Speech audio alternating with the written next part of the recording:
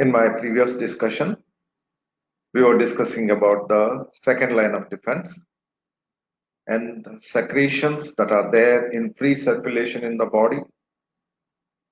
They are responsible for the innate mechanism of defending or giving the warnings to the body to how to defend against that particular pathogen which is invading. Now comes two types of the signals. One is chemokines and another interferons. Chemokines are chemical attractants. They are slightly different from the cytokines. Interferons come under the category of cytokines.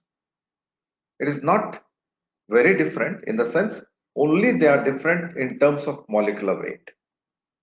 Chemokines are very small molecular weight peptides, and majority of them have cysteine amino acid as the amino terminus and carboxy terminus amino acid, or only carboxy terminus amino acid. Okay, if they have cysteine amino acid on both the terminus, they are called as CXC chemokines. Capital C, capital X, capital C. X refers to other amino acids in between. C refers to cysteine. CXC chemokines. Then there are CC chemokines, which are only dipeptides, cysteine dipeptides. Okay. Then C chemokine, which is only a cysteine containing molecule. All right. So interferons are cytokines, which will be larger in molecular weight, and they are produced by the cells. Similarly, chemokines are also produced by the cells. Now, chemokines, what do? They are chemical attractants. For example, alpha chemokine is responsible for neutrophil attraction. You can call that as neutrophil chemotactic factor. Chemotactic factor. Similarly, there is eosinophil chemotactic factor. Now, neutrophil chemotactic factor and eosinophil chemotactic factors both as chemical attractants for the neutrophil and the eosinophil. And both these are WBCs, white blood corpuscles in our blood. And they have their functions to do. And neutrophils, of course, they are phagocytes. They're capable of engulfing the bacteria completely as a whole, or they are capable of engulfing the virus. All right. So alpha chemokines primarily are neutrophil migration factors, means they are attractants. Now, NCF, that is neutrophil chemotactic factor, and eosinophil chemotactic factor are released by a special cell called as mast cell. And the mast cell is present wherever the blood vessels are. It is there in the internal lining of the blood vessel. And these are warning chemokines to tell our body, to tell our immune cells that some invader is there in the body. Some action has to be taken. These are the warning chemokines. Similarly, beta chemokines are responsible for attracting the macrophages or monocytes. Monocytes are the type of WBC, they are present in the blood. And these monocytes, when they migrate into the tissue spaces, they become macrophages. And the macrophages are antigen processing cells. And they are also phagocytes. Okay, they get attracted whenever there is infection in the body. Whichever the site, whether the pathogen is in circulation, if the pathogen is in circulation, it will be there in the blood. That means neutrophils will encounter it, monocytes will encounter it. Plus, in the blood vessel lining, mast cells will encounter it. Immediately, these cells get warned and they get activated and they start releasing the warning signals. Similarly, if the pathogen has escaped from the blood and gone into a tissue space, and in the tissue space, it is multiplying there in the form of binary fission, that is bacteria proliferation, or virus has gone into the tissue space, the macrophages are going to be activated.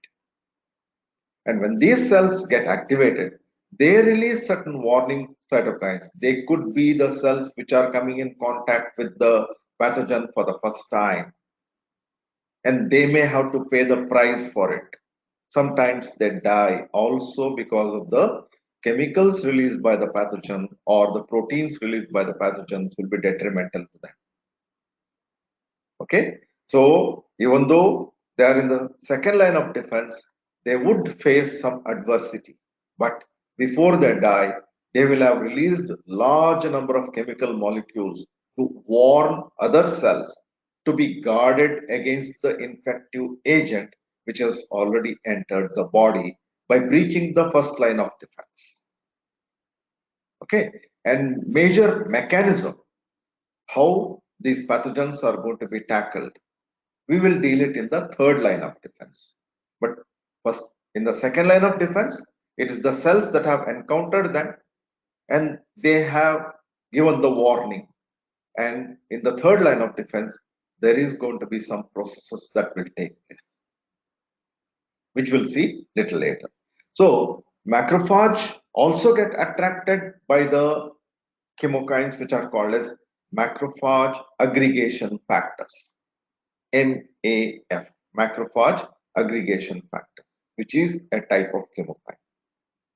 Those warn the monocytes, they are called as monokines or monocyte aggregation factors or monocyte activation factors. Okay, almost all of these chemokines are warning signals for our immune system. Next comes interferons.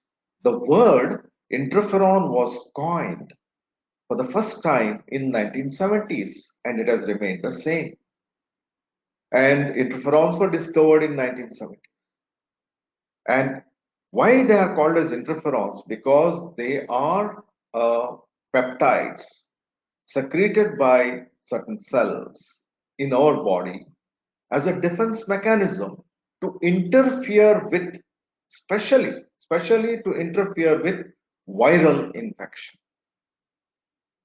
The cells guard themselves against the viral infection when there is already infection in one of the cells. When the virus has entered the body, it may infect because virus needs to spend its life cycle inside the cytoplasm of a cell. It could be a specific cell meant for the virus to attack. Say, for example, for hepatitis B virus, the cells that are going to be attacked only are the liver cells. And that virus is not going to attack anywhere else. Why? Because it has the receptor to invade only the liver cells. Similarly, herpes simplex virus is going to invade the neural cells and cause the neural cell damage. Okay, and now you have come to know that those cells which have ACE receptor, and those cells are going to be invaded by the coronavirus. Like that, the viruses invade the cell to complete their life cycle. Once they invade the cell, they are going to take over the metabolic machinery of the cell and start multiplying there inside the cell, rupture the cell, kill the cell, and come out, and now infect the new cell. In this process, when they have infected the cells can warn other cells to be guarded against by producing certain interfering substances. And that interfering substance is nothing but interferon. Now, there are three different classes of interferon: interferon alpha, interferon beta, and interferon gamma. In innate immunity, we will not talk about interferon gamma. It doesn't come in the innate immunity. Why? Because it is going to be produced by the T lymphocytes and it is going to be produced by the NK cells when in the third line of defense or it is in the process of acquired immunity. Therefore, we will not deal with that in the innate immunity. Only the two interferons that we are going to talk about are interferon the alpha and interferon beta. Interferon alpha is produced by the macrophages. I already told you about the macrophages. They are nothing but the monocytes which are there in the tissue spaces. And whenever the macrophages encounter the virus which has invaded the tissue space, these macrophages will phagocytize that virus. They will engulf that virus within them. And the virus could be engulfed through a receptor or just by phagocytosis. If it is receptor, it is endocytosis. If it is just plain swallowing of the virus, it is phagocytosis. Moment the virus enters the macrophage, it is not going to keep quiet there. It will infect the macrophage. And in the process, the macrophage which has engulfed the virus has undergone activation. And the activated macrophage, before it dies, because virus is going to now multiply inside the macrophage before it is going to be destroyed by the macrophage. So at that time, the macrophage will send the warning signal. It will immediately produce the interferon alpha and release it out. And the interferon alpha that comes into the circulation will be sensed by almost all cells in the body, and other cells start getting prepared for the defense mechanism against that virus and prevent that virus from infecting. Those cells will start producing antiviral substances, and they may be sometimes in excess amount, and when it is in excess amount, it may cause some adversity. That is what happens with the coronavirus.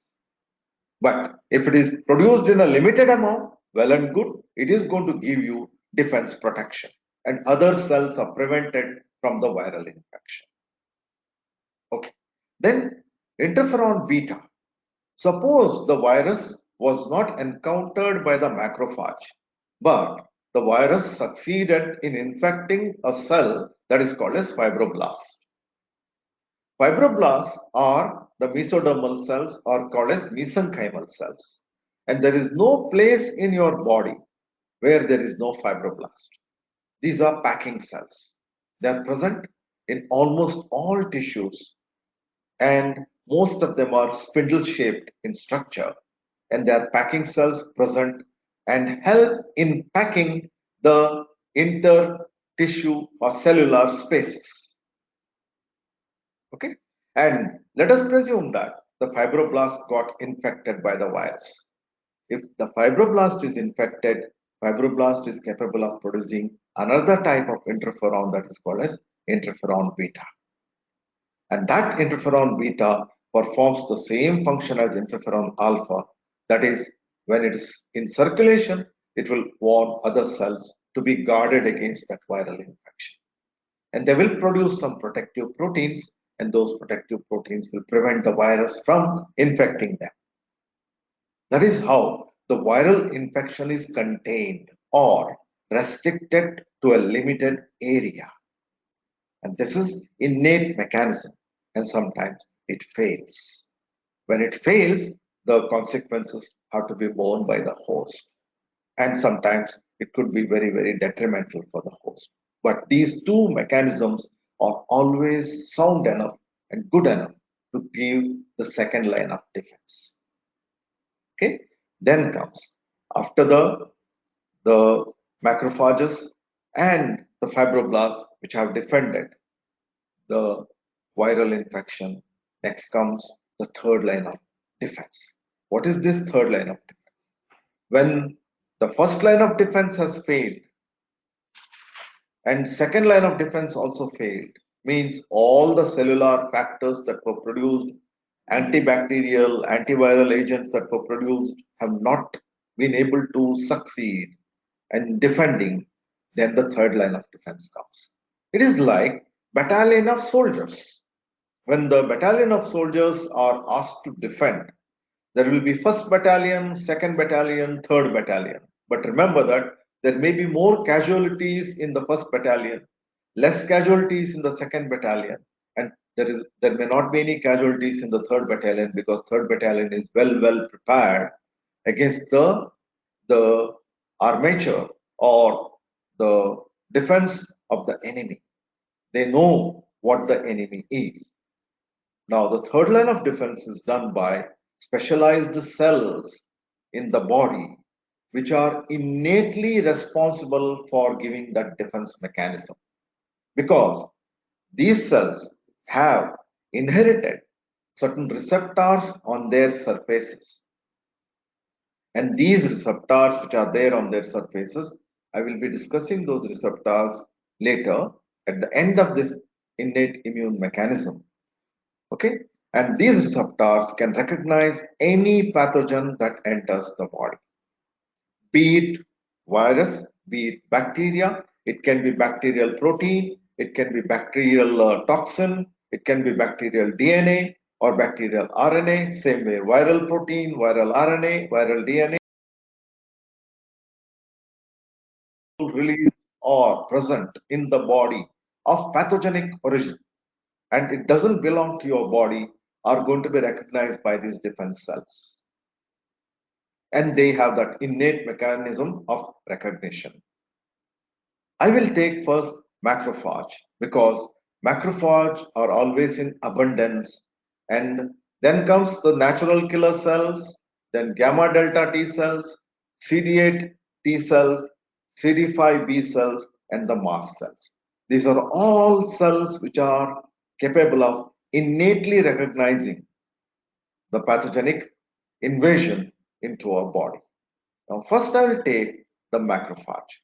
Macrophage is considered to be a phagocyte, and it is also referred as mononuclear phagocyte. Mononuclear phagocyte. Why? Because its nucleus doesn't have different morphology. It is having a single kidney-shaped nucleus in the cytoplasm.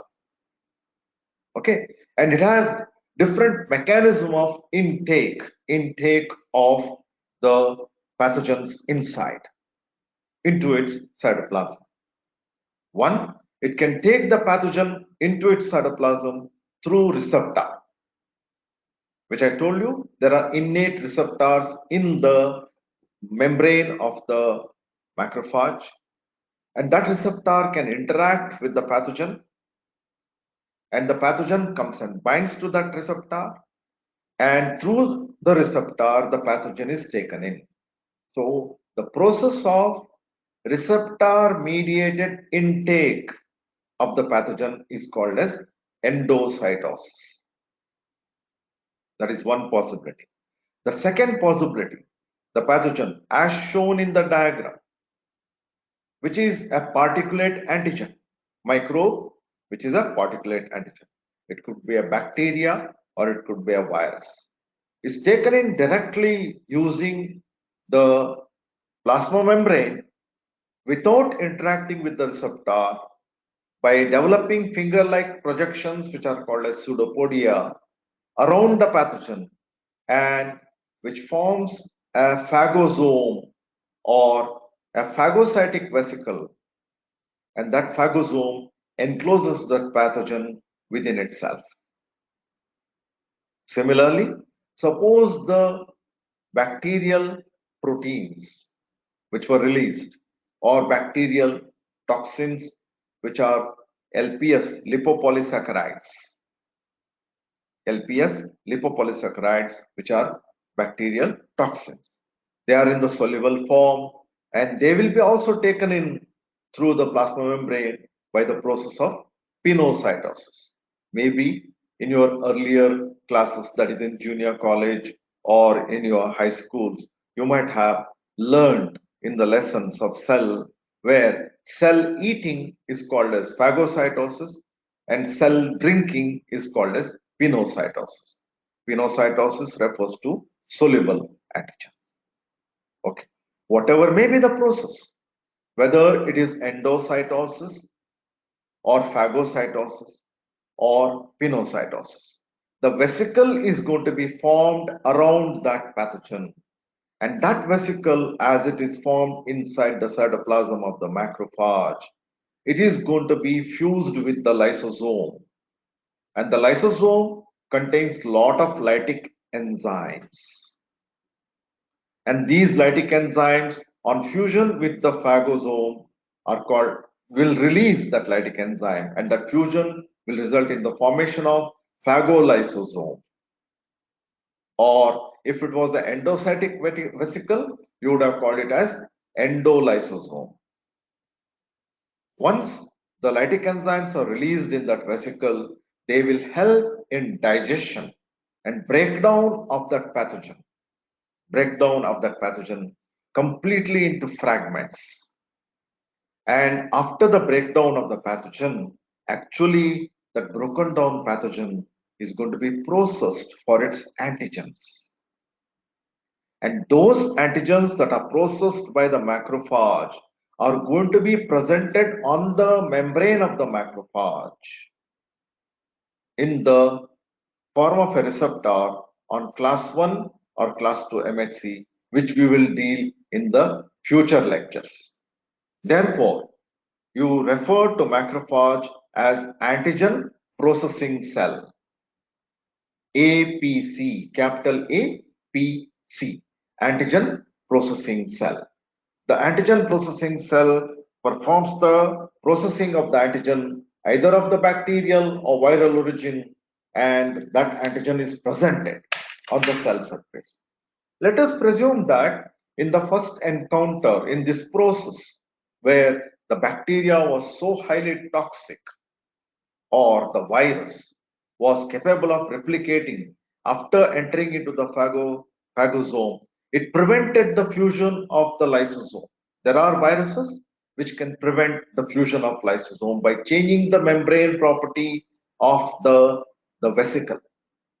The phagosome vesicle property can be changed by the viral proteins, and that viral protein will prevent lysosome from fusing with it.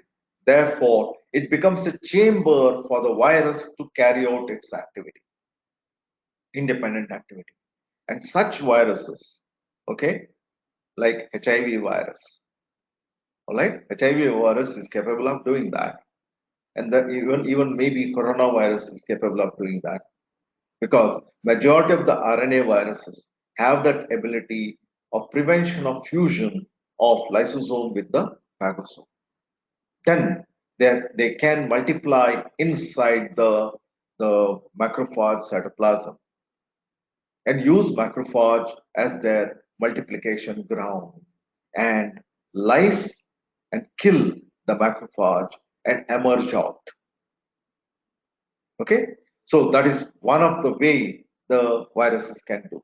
And the tuberculosis bacteria, Mycobacterium tuberculosis, also has the same ability, where once it is engulfed inside in the phagosome, the tuberculosis bacteria produces some proteins, and those proteins will prevent that phagosome from fusing with the lysosome.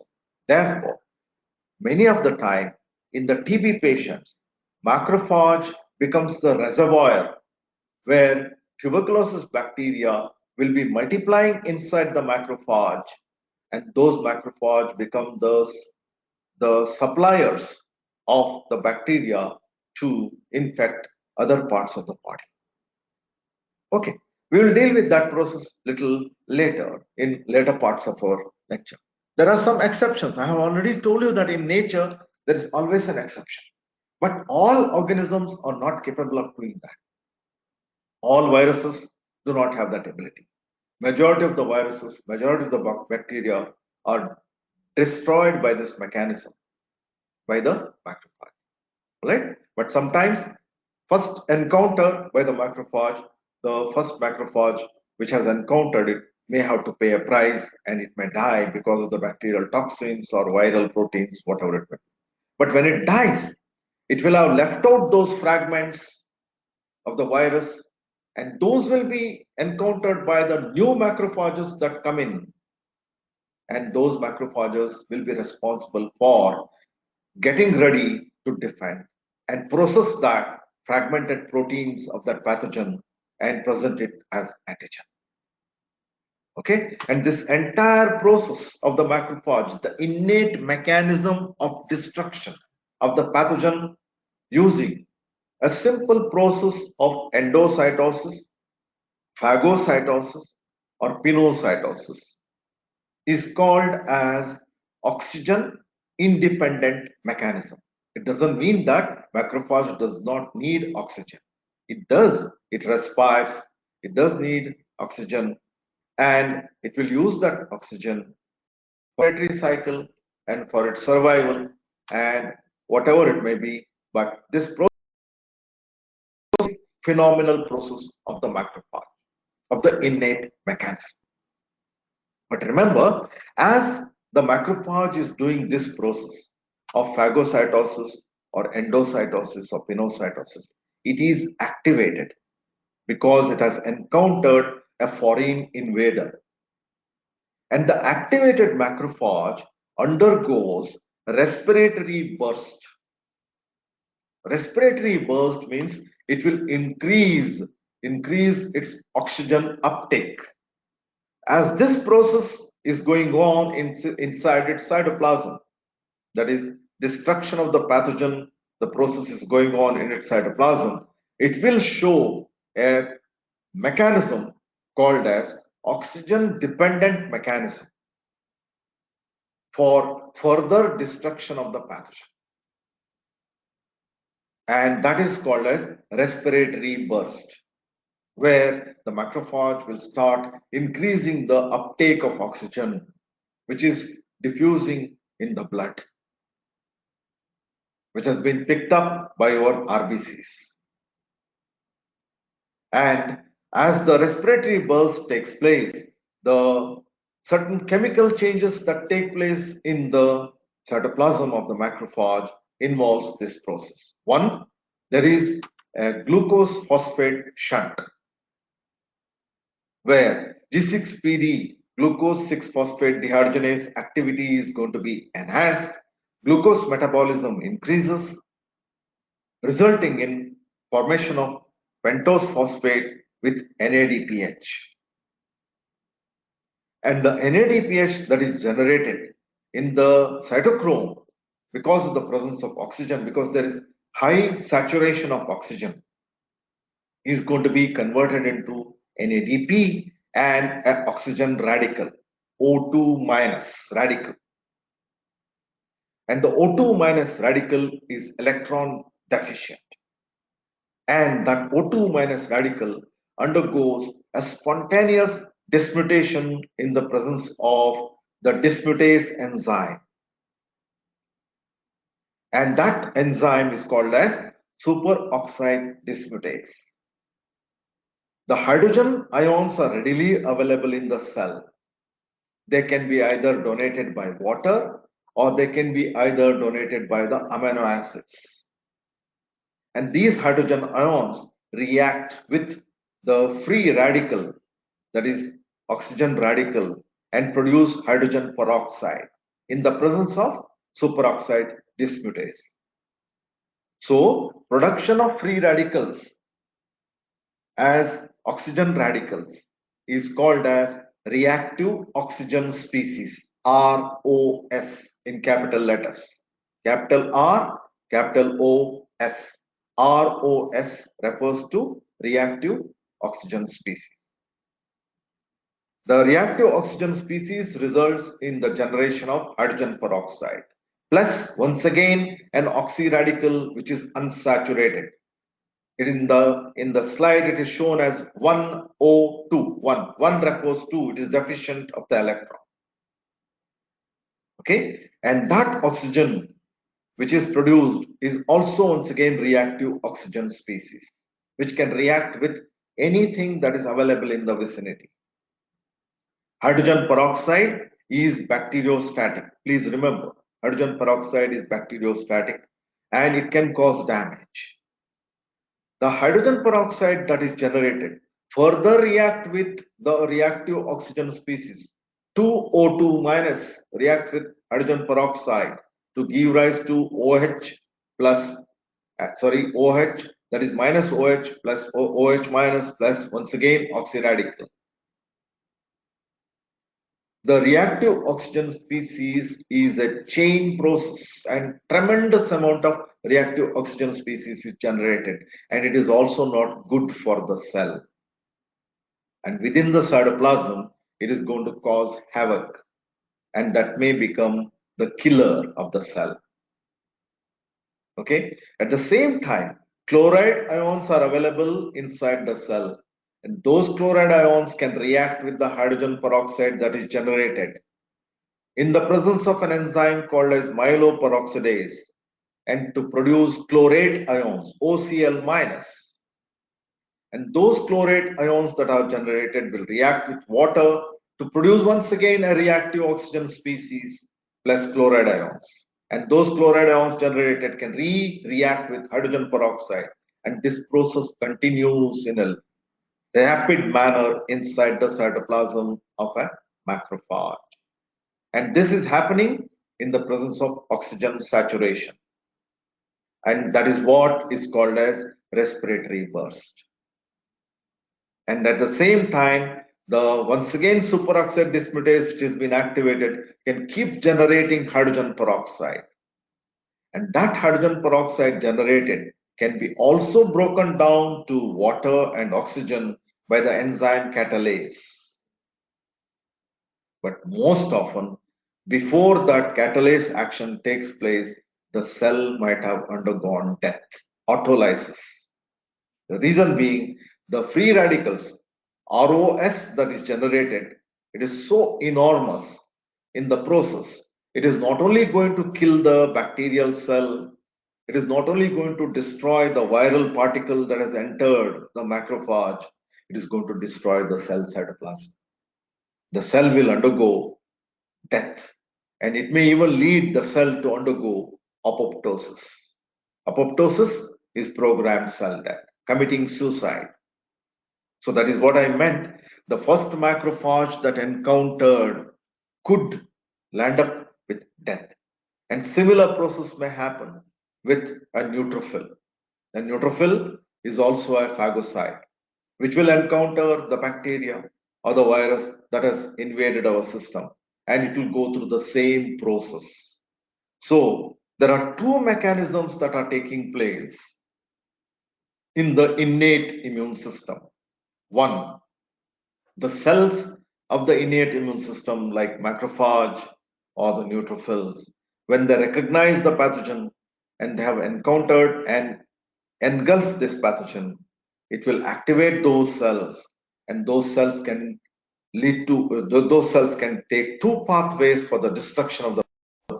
One is oxygen independent mechanism, and that oxygen independent mechanism is an innate mechanism of tackling the pathogen by the use of phagocytosis or endocytosis or pinocytosis, and the destruction of pathogen using lytic enzymes which are readily available in the lysosome, lytic enzyme.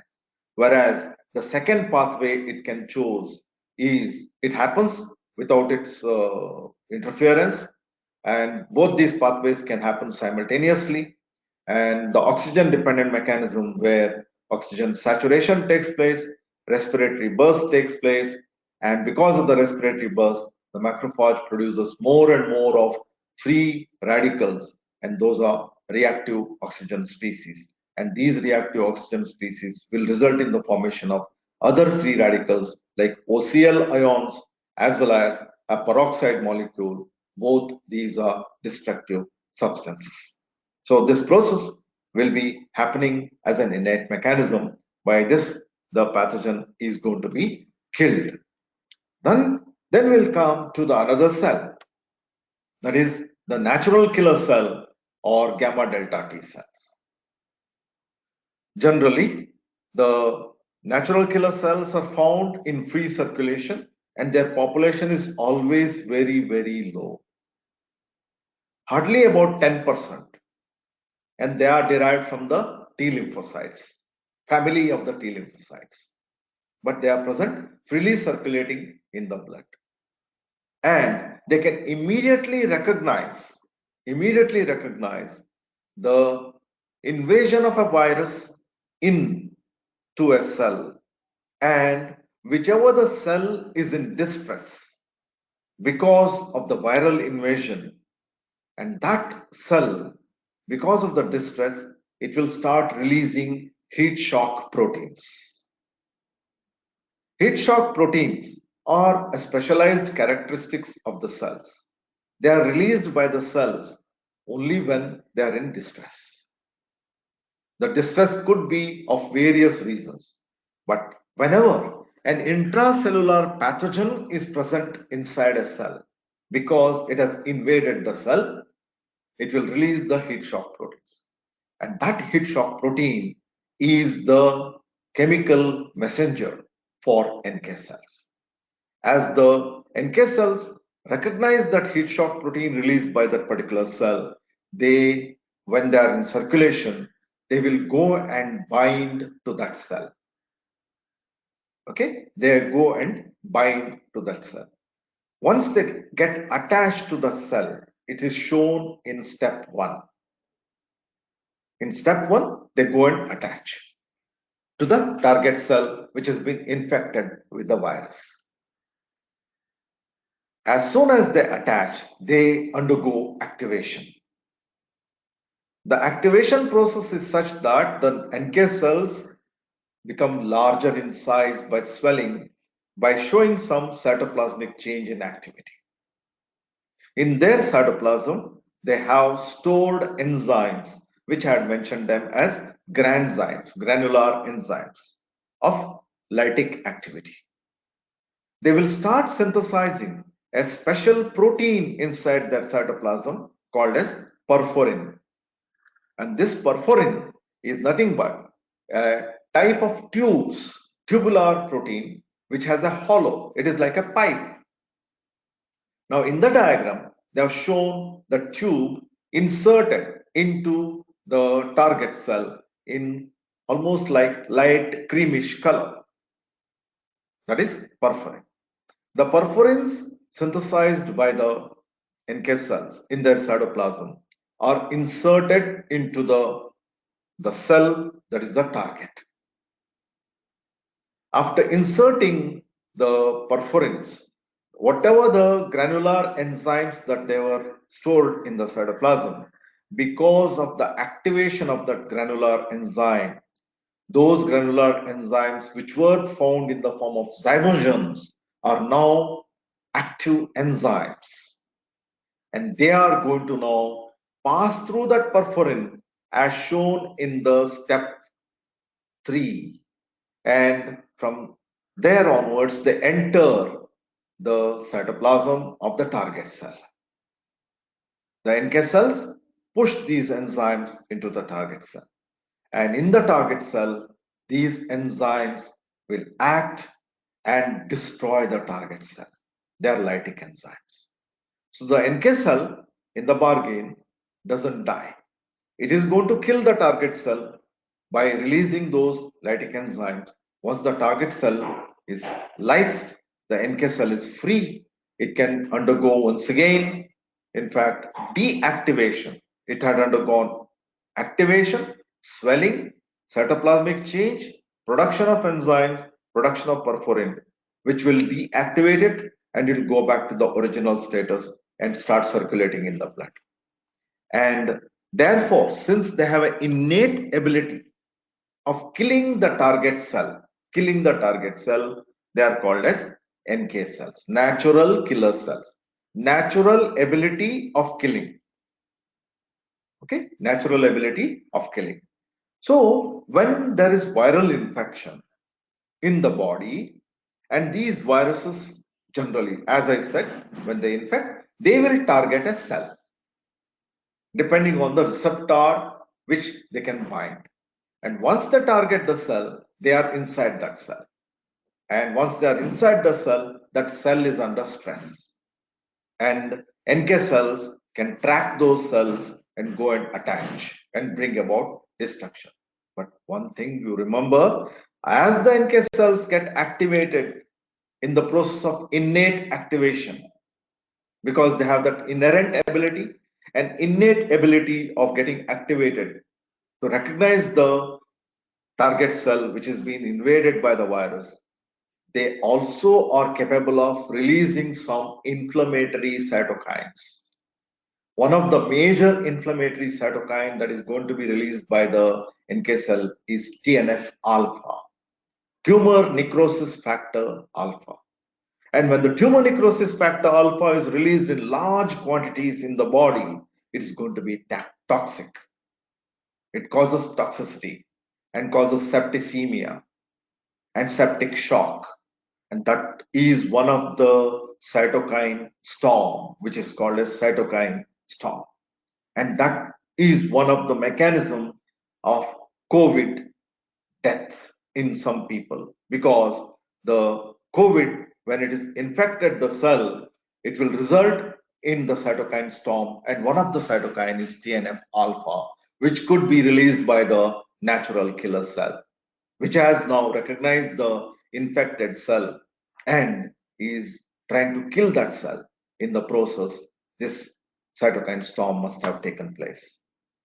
There is another cytokine that comes as a storm, that is bradykinin, and that bradykinin is going to be released by the mast cells.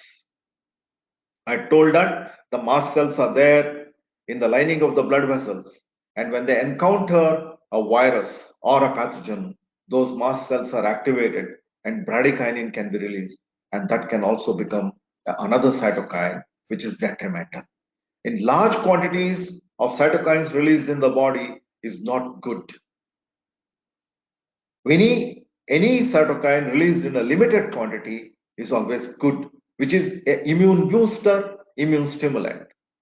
But large quantity is detrimental. We'll stop here.